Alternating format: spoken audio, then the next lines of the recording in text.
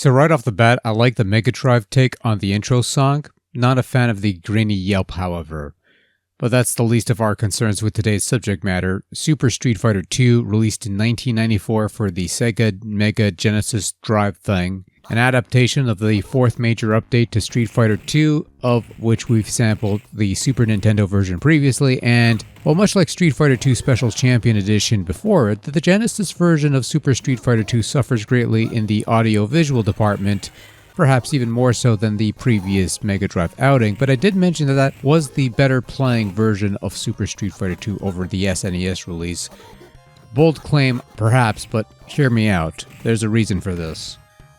See, the SNES game pack was a 32 meg game pack. However, the Genesis card was a whopping 40 megs. 40 megs! Wow! Could you imagine how much stuff you could fit with 40 megs? Granted, these numbers are practically minuscule by today's standards, but back in the day, boasting that your Genesis video game was in a 40 meg cartridge was actually a pretty big deal to anyone who didn't own a Neo Geo in any way, shape, or form, which back in the day, fortunately, was a pretty substantial number anyway, so really, who gives a shit? None of this actually matters.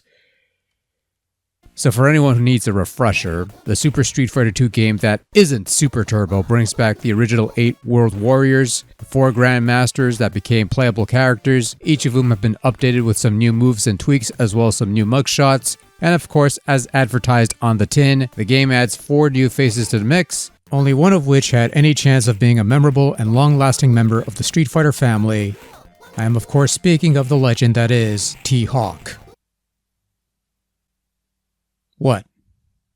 Super Street Fighter II, much like the SNES version, gives you more modes of play. Aside from the usual arcade and versus modes that are traditional stuff, you also have the group battle mode from the previous Special Champion Edition, a time attack mode where you're tasked with defeating a highly skilled CPU opponent in the quickest time possible, and the tournament mode where up to 8 players can participate in a tournament for bragging rights or something.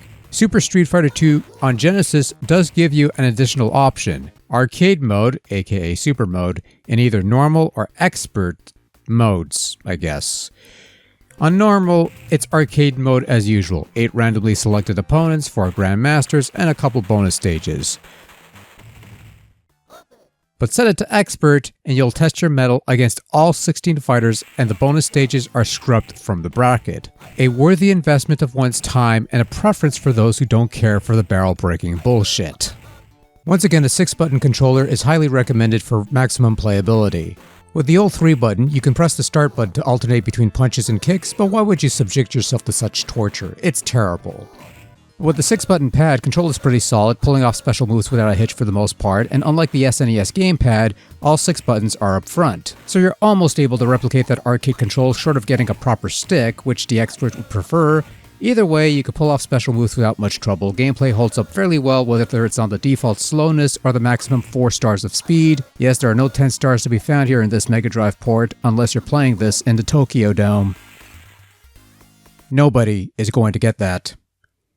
Now, while the gameplay holds up exceptionally well, when it comes to the audio-visual aspect, Genesis does not. There's the obvious scale back in terms of sprite size and animation, mostly reuse of assets from the previous Special Champion Edition port with new sprites added in when needed.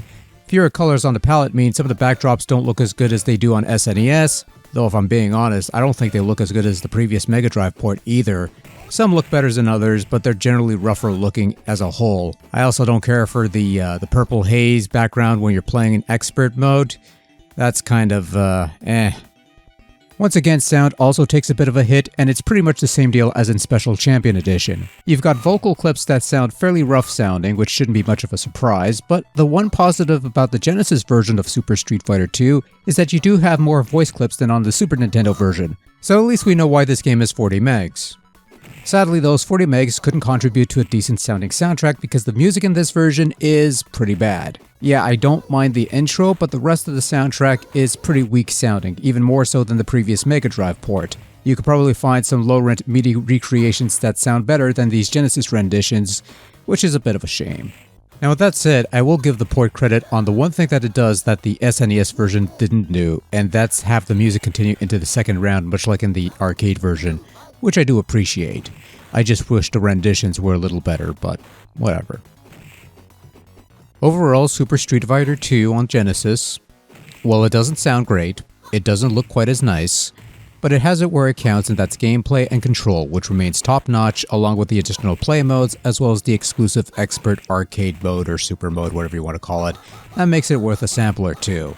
This, I feel, slightly edges it above the SNES version in my book, and makes it the slightly better version among the 16-bit versions.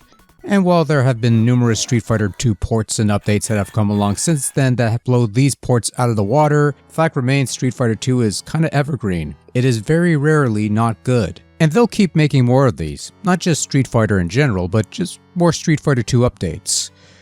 I think we're long overdue for Ultra Turbo right about now.